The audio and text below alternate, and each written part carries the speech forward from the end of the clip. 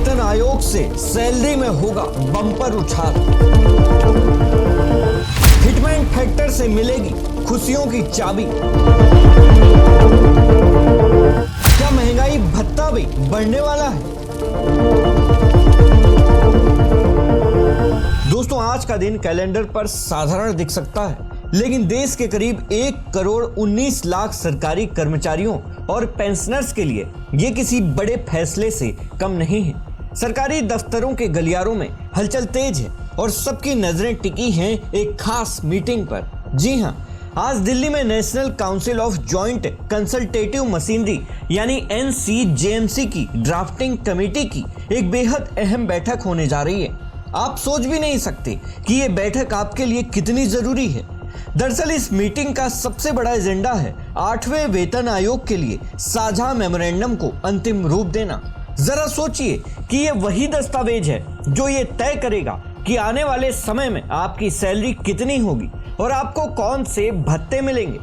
Railway से लेकर रक्षा विभाग तक तमाम बड़े कर्मचारी संगठन आज एक साथ बैठकर अपनी मांगों का वो कॉकटेल तैयार कर रहे हैं जिसे सीधे 8वें वेतन आयोग को सौंपा जाएगा। AIDEF के श्री कुमार की माने तो आज उन तमाम प्रस्तावों पर आखिरी मोहर लग सकती है जिन्हें आयोग के सामने पेश किया जाना है। इससे पहले मार्च के महीने में एक खाका तैयार किया गया था, लेकिन आज का दिन उस पर फैसले का दिन है। अब देखिए कि आखिर इस बैठक में ऐसी कौन सी बात है जो आपको खुश कर सकती है। सबसे बड़ा मुद्दा है फिटमेंट फैक्टर का। ये वो जादुई नंबर है जिससे आपकी बेसिक सैलरी तय होती है। 7वें वेतन आयोग में इसे 2.57 रखा गया था, लेकिन अब कर्मचारी संगठन इसे बढ़ाकर 3.15 से 3.25 करने की जिद पर अड़े हैं। अगर सरकार 3.25 का फिटमेंट फैक्टर मान लेती है तो आपकी बेसिक सैलरी में जबरदस्त उछाल आएगा। जब सैलरी बढ़ेगी, जब बेसिक बढ़ेगी तो HRA और बाकी भत्ते भी अपने आप बढ़ जाएंगे, यानी आपकी सैलरी में बम्पर बढ़ोतरी की पूरी उम्मीद है। दोस्तों, एक और चौंकाने वाला मुद्दा जो आज की चर्चा में शामिल है वो है महंगाई भत्ते यानी DA का बेसिक सैलरी में विलय। अभी DA 58% के आसपास है और बहुत जल्द ये 60% के पार जा सकता है। कर्मचारी चाहते हैं कि बढ़ती महंगाई को देखते हुए इस DA को सीधे बेसिक सैलरी का हिस्सा बना दिया जाए। अगर ऐसा होता है तो आपकी ग्रेजुटी और पेंशन के आंकड़े देखकर आप हैरान रह जाएंगे। अब जरा भविष्य की तारीखें भी नोट कर लीजिए।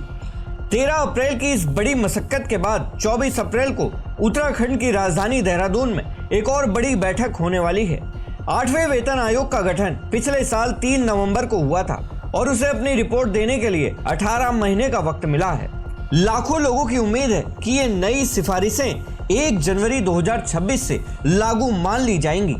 आयोग ने भी अब अपने काम की रफ्तार बढ़ा दी है। दिल्ली और पुणे जैसे शहरों में बैठकों का दौर शुरू हो चुका है। दिल्ली में 28 से 30 अप्रैल तक 3 दिनों तक आयोग अलग अलग संगठनों से बात करेगा। इसके बाद 4 और 5 मई को आयोग का दल महाराष्ट्र के पुणे का दौरा करेगा। दोस्तों, all India NPS employees federation के अध्यक्ष मंजीत सिंह पटेल का कहना है कि आयोग के काम में अब जो तेजी दिख रही है वो काबिले तारीफ है।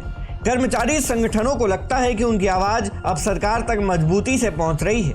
अगर आप या आपका संगठन भी अपनी बात रखना चाहता है तो इसके लिए एक तय प्रक्रिया है।